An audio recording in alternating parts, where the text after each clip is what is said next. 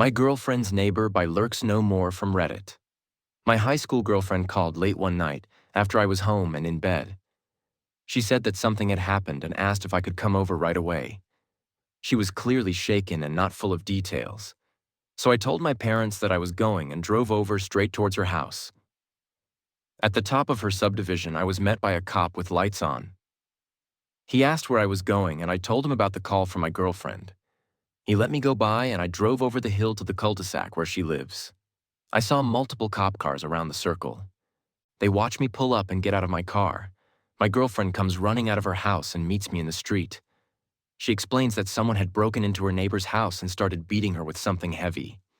The neighbor had somehow managed to get out of their house and stumbled to my girlfriend's place, where they started banging furiously on the front door. My girlfriend's dad was out of town, so her mom answered the door. When she did, the escaped neighbor just fell into the foyer, bleeding profusely from the head. Her mom was stunned, and then looked up to see the attacker charging up the walkway towards the front door.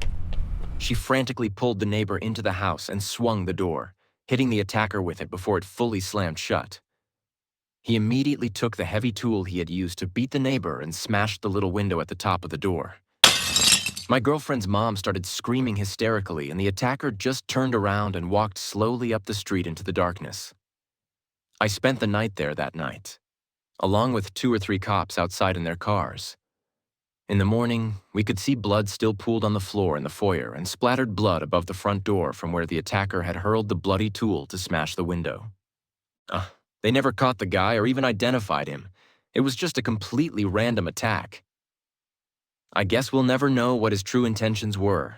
Was he going to rob her, or was he just there to hurt her for no reason? The neighbor survived, and to my knowledge had no permanent physical injuries beyond scarring from having her wounded scalp stapled shut.